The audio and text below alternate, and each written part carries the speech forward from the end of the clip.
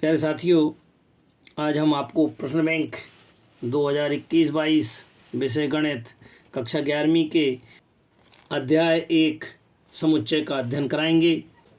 यहाँ पर अंक विभाजन में 1 नंबर के 5 और 3 नंबर का 1 है, अर्थात 5 और 3 8, कुल मिलाकर के 8 नंबर का एक पेपर आएगा। यहाँ पर जब चूँकि एक नंबर के बहुत सारे प्रश्न आता है, इसलिए थोड़ा सा इनको 1 नंबर वालों को ज़्यादा ध्यान देंगे। यहाँ पर लिखा हुआ है, पहला प्रश्न, सही विकल्प चुनिए। किसी कक्षा में बुद्धिमान छात्रों का समुच्चय। चूँकि हम ये नहीं कह सकते कि बुद्धिमान छात्र किस कैटेगरी के हैं, अर्थात 60% वाले हैं कि 90% वाले, निश्चित नहीं है। हर कोई कहता है कि बोल 90% वाला, कोई कहता है 60% वाला है, तब ये परिभाषित नहीं है। तो हम ऐसी स्थिति में हम इसमें निशान लगाएंगे, सुपरिभाषित संग्रह नहीं है। नेक्स्ट, किसी आरिक्त समुच्चय ए के लिए ए के डैश का डैश यदि निकालते हैं तो वापस वह ए के बराबर हो जाता है।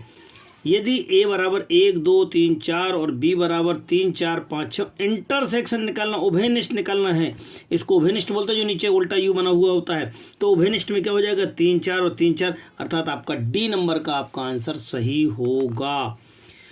ये समुच्चय रिक्त समुच्चय के उप समुच्चयों की संख्या कितनी हो जाती है? रिक्त समुच्चय में उप समुच्चयों की संख्या 1 होती है, क्योंकि उप समुच्चय जब कभी भी निकालते हैं 2 टू द पावर n वाले फार्मूले से निकलता है। चूंकि रिक्त समुच्चय में कितने अवयव हैं? एक भी नहीं है। जब एक भी नहीं है अर्थात उसमें एक भी अवयव नहीं है। 2 की घात 0, 2 की घात 0 का मान कितना हो जाता है? 1 हो जाता है। परंतु यदि हम प्रश्न क्रमांक 5 में देखें तो यहाँ समुच्चय 1 है, अर्थात यहाँ पे कितना हो जाएगा? 2 की घात 1, तब यहाँ पे 2 होगा। तब उप समुच्चयों की संख्या कितनी होगी? 2 होगी।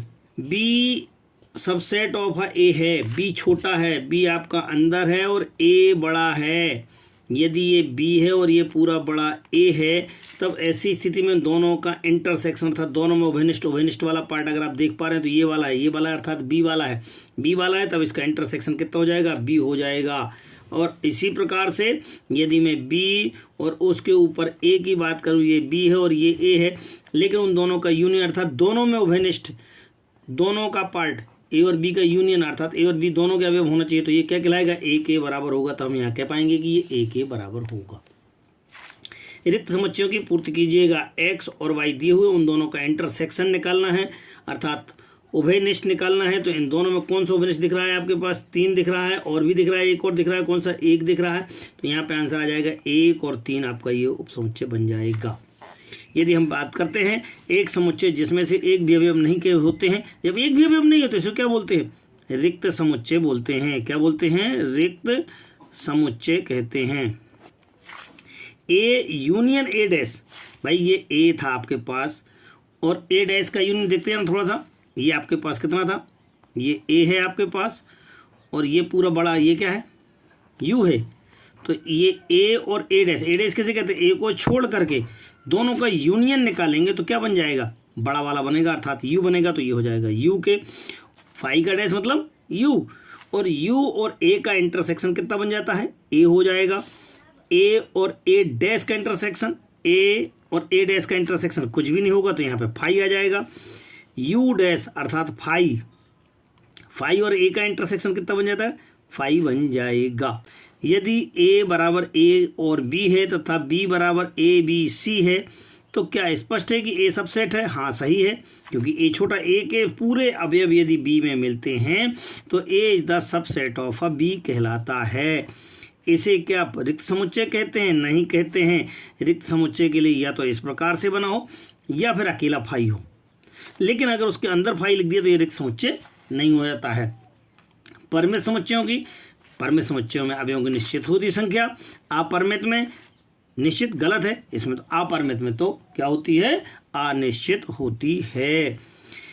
यदि समुच्चय ए में n अवयव हैं तो उसके कितने उपसमुच्चय होंगे? कितने होंगे उपसमुच्चय? 2 की घात n। मैंने अभी आपको समझाने का प्रयास किया था। 2 नंबर में, यदि समुच्चय ए में n अवयव हों तो समुच्चय ए के घात समुच्चय में कितने अवयव होंगे? अरे भाई, जितने उपसमुच्चय होंगे सारे उपसमुच्चयों के समूह को ही तो घात समुच्चय कहते हैं, अर्थात इसमें कितने अवयव होंगे? 2 की घात n अवयव होंगे। यदि हम a बराबर 2 4 6 8 दिया हुआ है और b बराबर 6 8 10 12 है, तो यूनियन निकालना है। यूनियन का मतलब आप समझते क्या हो जाता है?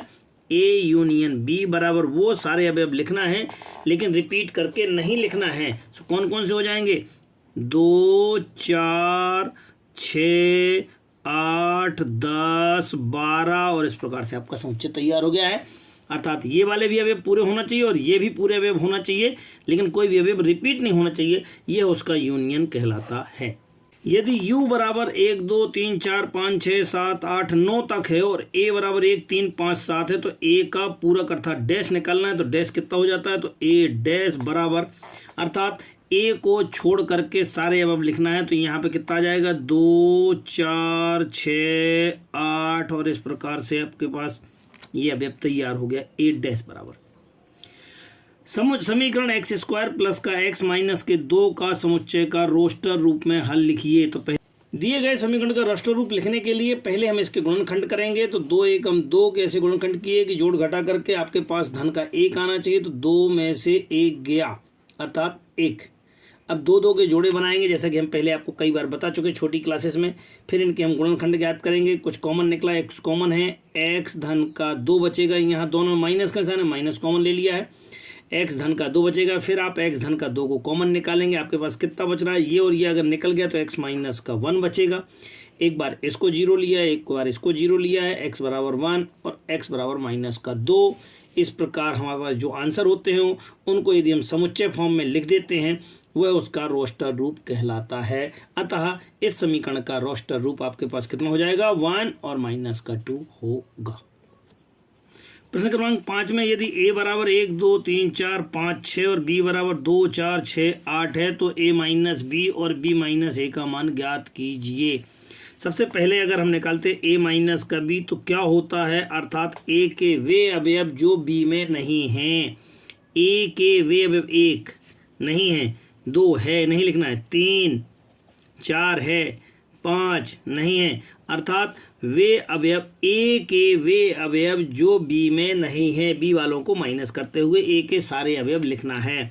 यदि आपने कहा कि b माइनस ए निकालना है तो b माइनस ए में b के वे सभी अवयव ये है, ये भी है, ये भी है, लेकिन ये वाला 8 नहीं है। तो आंसर में आपके पास 8 आ जाएगा।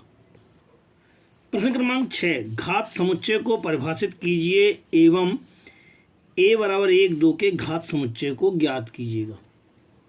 अब घात समुच्चय कहते कैसे हैं? किसी समुच्चय के सभी उप समुच्चयों के समुच्चय को घात समुच्चय कहते हैं। 1, 2 के यदि उप समुच्चय निकालते हैं, उप समुच्चय कौन कौन से होंगे? एक तो आपके पास 5 हो जाता है, इसको सिंगल बनाए तो एक a बन गया है, इसको सिंगल बनाए तो ये एक 2 बन गया है, और एक दोनों मिला करके बनते हैं अर्थात 1, 2। ये तो हो गए उप समुच्चय। और यदि मैं घात समुच्चय लिखना चाहूं तो इनको ही अपन एक समुच्चय के अंदर कर देते हैं तो ये घात समुच्चय बन जाता है। अर्थात बड़ा सा समुच्चय लगाते हैं, फिर यहाँ ब्रैकेट लगा करके सबको लिख देते हैं और यह क्या कहलाता है? आपका एक घात समुच्चय कहलाता है।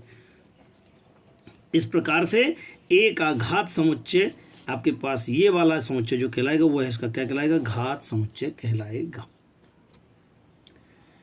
प्रश्न क्रमांक 7 में यदि u बराबर 1, 2, 3, 4, 5 है और a बराबर 2, 3 तथा b बराबर 4, 5 है तो a यूनियन b का डैश। तो पहले आप a यूनियन b निकालेंगे। a यूनियन b मतलब इन दोनों के सभी अवयव लिखना है, लेकिन दोबारा नहीं लिखना है। सो आ जाएगा 2, 3, 4, 5, कोई भी रिपीट नहीं हुआ, 2, 3, 4, 5 सब लिख गए।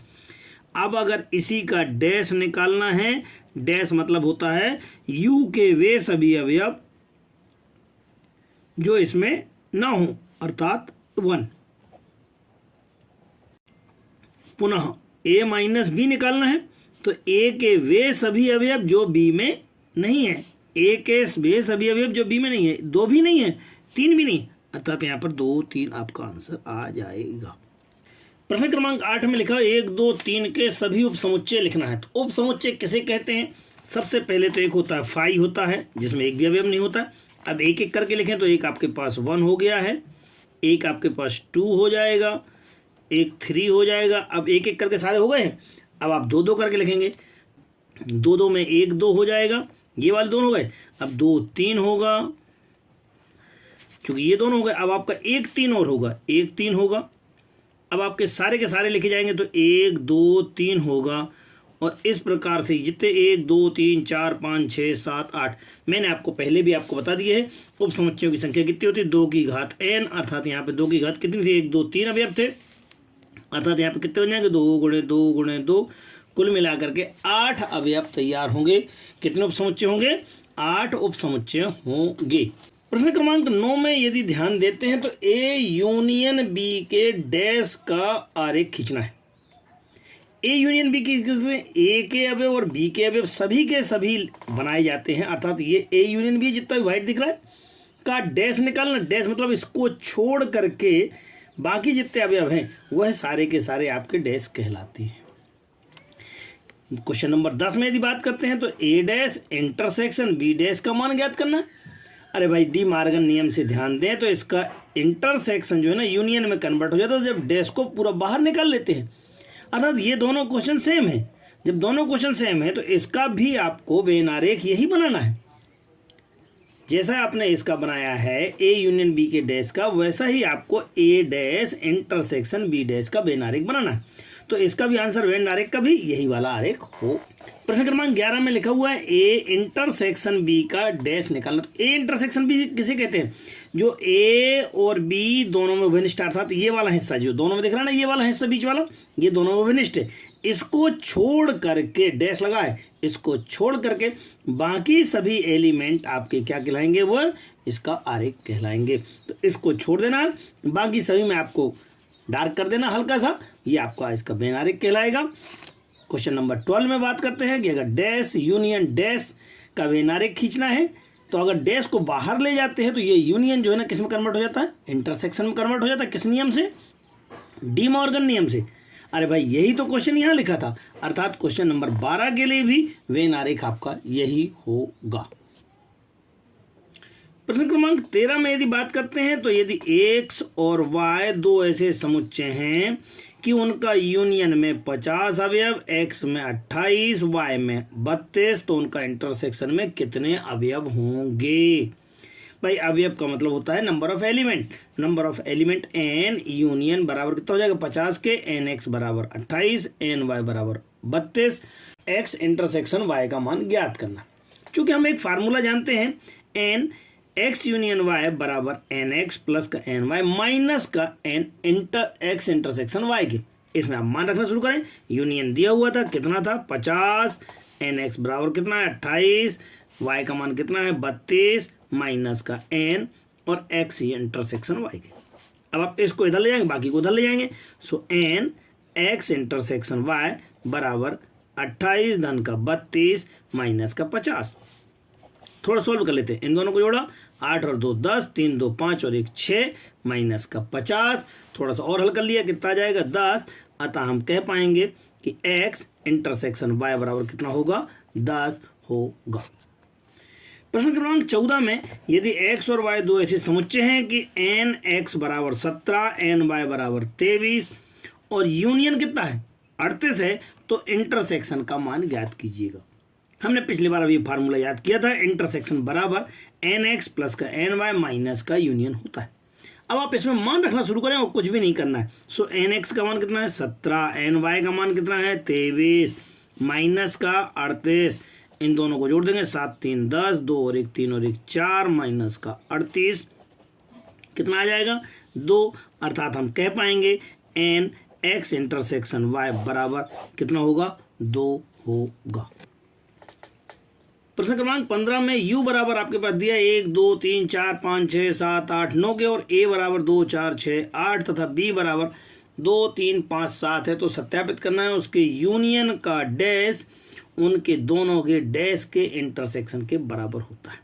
अगर हम LHS की बात करें तो LHS में क्या क्या चाहिए आपको, a यूनियन b चाहिए, तो आप a यूनियन b निकालने का प्रयास करें।